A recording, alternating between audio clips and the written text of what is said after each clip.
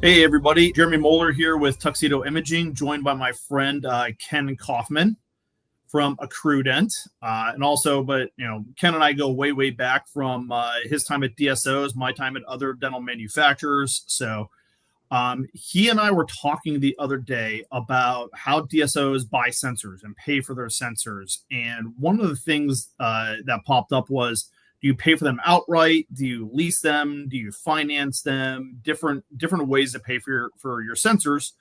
And then how does that actually impact the day-to-day operations of the practice, but also the valuation of your practice or DSO? And so obviously I'm not an expert in that area. Ken is, having been the CFO of two different DSOs. So Ken, thanks for jumping on and hopefully clarifying some of these key points for our mutual clients. Yeah, hey, I'm excited to be here, Jeremy. I appreciate the opportunity and appreciate the longtime friendship that we've had here in this amazing dental industry. Yeah, well, appreciate it again. So real quick, maybe you can kind of go over the difference of what CapEx and OpEx means in general, just kind of set the stage. Absolutely. Why not start with the nerdy accounting stuff first, right? Yeah. We're going to jump right in here. So every time that you buy something for your business, there is a decision tree that you have to consider.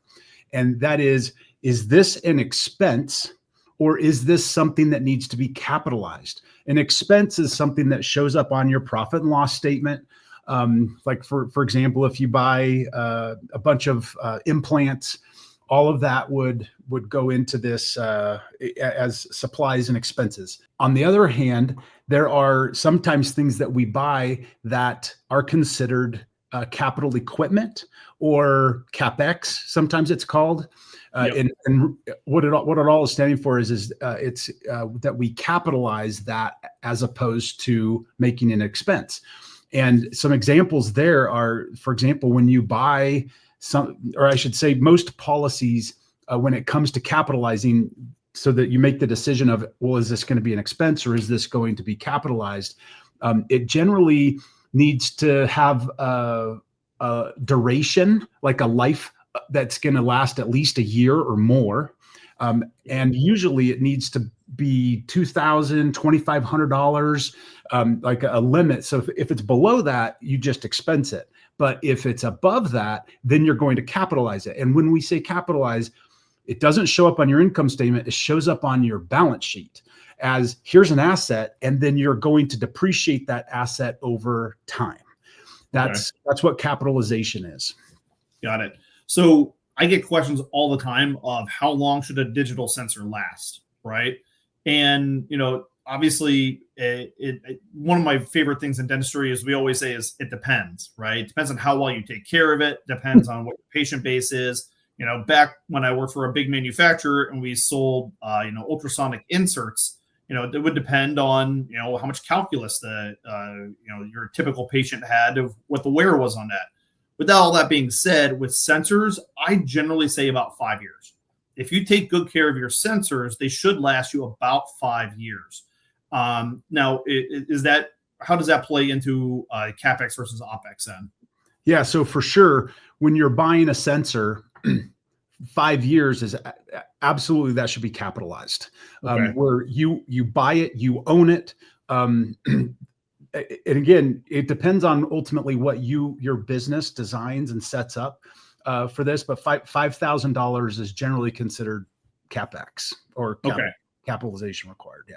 Yeah. So 5 years, and our typical sensor goes for between $4,000 to $4,500, and so you would depreciate that over a period of time, but you would pay for it up front usually then, right? Or maybe you finance it in some way.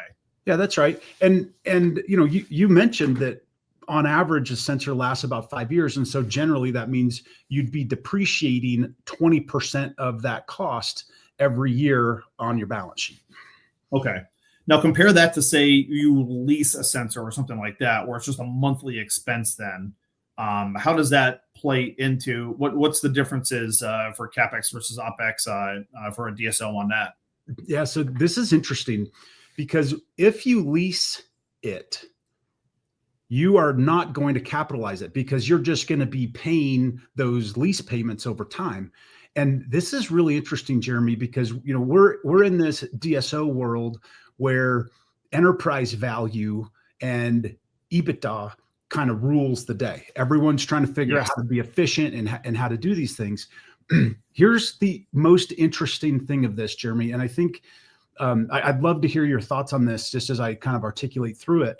But if you are going to lease a piece of equipment, normally if you had bought it, it would be capitalized and put on the balance sheet. And the cool thing is about that is when you put it on the balance sheet and you capitalize it, guess what? That does not hurt your EBITDA. That does not reduce your EBITDA. However, if you lease that piece of equipment, that becomes an expense. And guess what happens? Your EBITDA goes down. Right. Okay.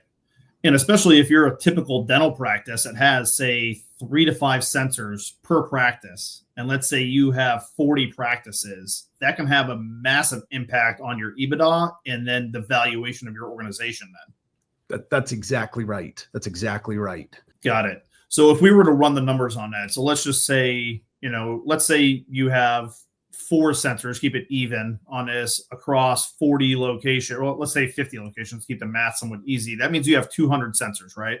Mm-hmm. You have 200 sensors, and let's say you are paying $130 a month on the lease of those. That means you're spending $26,000 a month on sensors then, right? And so which means $26,000 a month times 12 months, you're spending over $300,000 a year on your sensors, right? And then that's a drag on your EBITDA. Absolutely. Okay. Now let's assume, I don't know where DSOs are selling at, what multiples they're at now, and actually I'm going to let the CFO talk about this part. How do multiples apply to EBITDA then in terms of value, enterprise value and things like that? Yeah. So it's a simple math formula here. All of this is just basic math. And I always tell people in the finance world, like the most complicated we ever get is maybe a division problem, or it's not super rocket science here. Okay. We're not doing calculus. Yeah, we're not. And I'm happy about that. So, but when we talk about enterprise value of an organization, there's 2 factors. The first one is what are your current earnings, which the industry mostly looks at EBITDA, earnings before interest, taxes, depreciation, and amortization, as, okay, that's what your earnings are. And then you multiply that by a multiple that is assigned to your organization by the buyer. And it's all, as you know, right, beauty is in the eye of the beholder. And so if you've built a great organization over time and you're just printing paper money because you've just got great systems, great processes, you're not losing doctors, rather you're able to get doctors to come and work in your organization, relatively easily because your setup is very favorable and they want to be there. So there's all these like nuanced things that drive the EBITDA is locked, but the actual multiple that's applied to the EBITDA to come up with the valuation it's beauty's in the eye of the beholder. And ultimately, Jeremy, and I'm going to just stray a second, just because I think the listeners would really benefit from understanding this.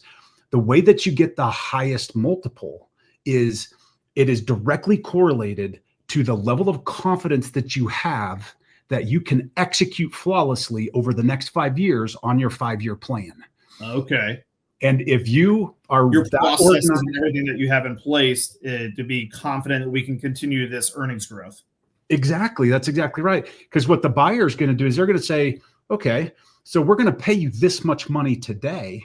And we're planning to not just earn all that back, but we also want to grow it from there, so that there's growth and profit at the end that they can then monetize on. And so when we talk about this, you take that EBITDA number and you multiply it by the multiple, you take EBITDA times the multiple, and that's what ultimately gets to your enterprise value. So you can see that if you are leasing sensors, for example, and those are getting expensed, that is going to drive your EBITDA down over time. And even if you get a really high multiple, you're just going to get paid less as a result of it. Got it. So the example we used, 200 sensors at, I forget what it was, $120, $130 a month. It was $300,000 a year in expense that you've added then at that point. And if you get a 10x multiple, that actually reduces the value of the organization by, if I'm doing the math right on this, by $3 million then, right? Yep.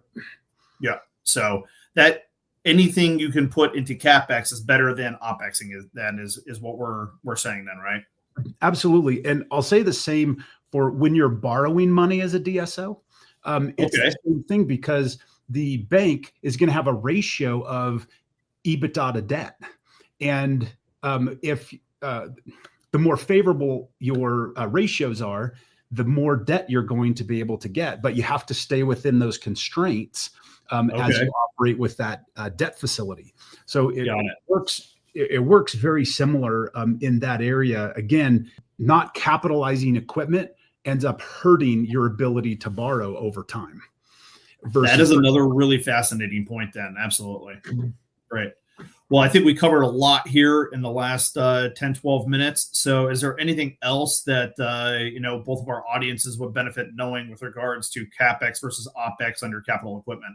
Well, we hit the basics of it. I think what it comes down to is your organization needs to establish its policy and in terms of what is going to be capitalized and what is going to be expensed.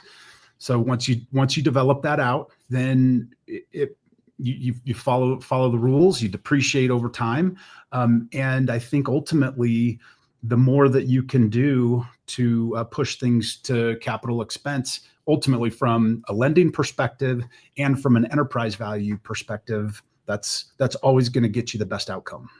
That's amazing. Thank you once again, Ken, for jumping on and helping educate everybody about the best ways to account for your sensors. So, anybody out there, if you need accounting, if you're a DSO and you need help moving from cash-based accounting to accrual-based accounting, Ken's your man. If you need digital sensors, you'll sure to dress them up in a tuxedo. So thanks again, everybody.